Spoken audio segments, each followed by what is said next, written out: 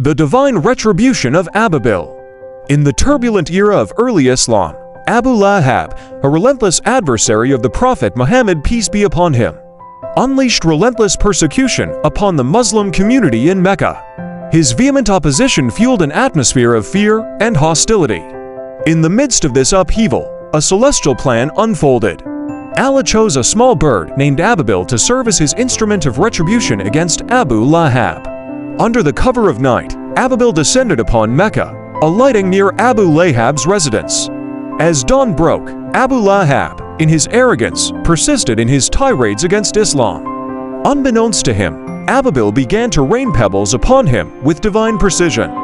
Shocked and humbled, Abu Lahab fell to the ground, struck by this unseen force. The incident swiftly spread, affirming Allah's omnipotence and serving as a cautionary tale to those who oppose his message.